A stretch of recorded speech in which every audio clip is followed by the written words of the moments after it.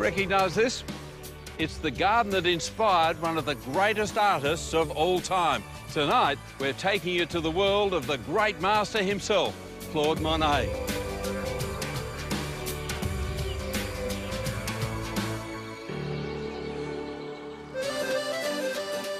Just 75 kilometres northwest of Paris, dotted along the River Seine, you'll find spectacular castles, gorgeous picture postcard towns, and then there's Giverny.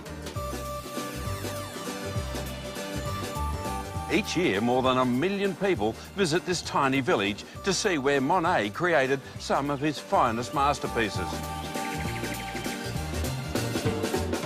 The great Impressionist painter had a huge affection for this place, and he lived here from 1883 to 1926.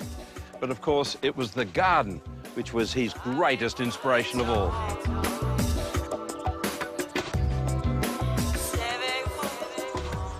At the front of his home, Monet created his Clos Normand, his Normandy-style garden, and it's a breathtaking palette of flowers and colour.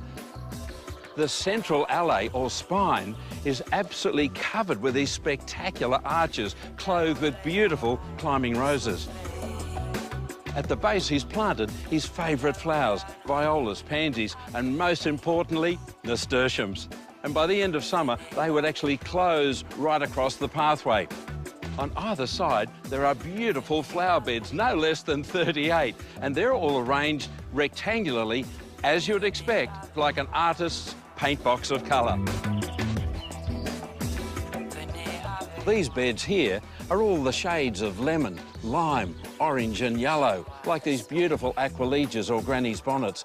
You won't believe the way the water just sits on the leaves of the Alchemillomollis. Many of these flowers are easy to grow in most parts of Australia, and once you've grown them, the seeds will come up year after year and you'll get them repeating completely for free. This garden is uniquely a living library of Monet's paintings. What he planted, he painted.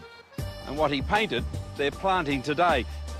This avenue is filled with beautiful herbaceous and perennial tall-bearded iris. They're a stunning plant and they love Australia's heat, so you should be planting lots of these in your garden. But take a little tip out of this garden here. Notice the colour range is quite limited.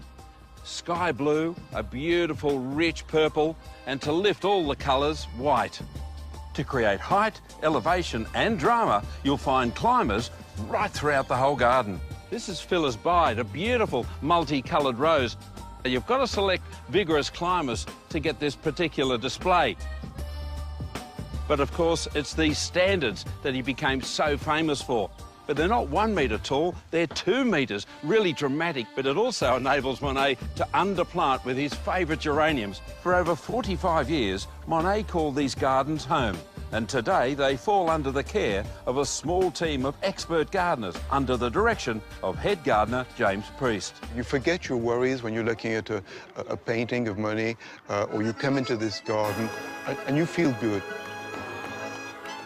A true trendsetter in his day, Monet rewrote the book not just on art, but also on gardening, going for a less formal, more relaxed style of planting. He didn't obey rules, he made new rules. And not like an English gardener or an Australian gardener. Yeah. It was something that he invented to make everything so natural. Monet would place his easel at the end of the alley and paint an alley. He never painted the whole garden. No. What is interesting is Monet never did just a monochromatic theme. There's always a little bit of yellow or a little bit of red, and that sets the other colours off, so that's a little trick of Monet's. Amazing, isn't it? All these years later, we can still learn so much from the great master. And as for Monet's home, it too has been brought back to life. As you walk inside, it's like stepping back in time. It's no secret this guy loved colour. His bright yellow dining room was super modern for its day. The walls lined with beautiful Japanese wood prints, which so greatly influenced his art. Striking blue for the kitchen, covered floor to ceiling in spectacular 18th century tiles. And the artist's first studio, almost exactly how he left it, paintings included.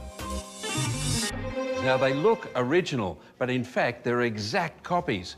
But most importantly, they've been placed as Monet placed them himself. What a stunning home and garden, jam-packed with incredible creativity. And I haven't even shown you Monet's greatest legacy of all. That's coming up.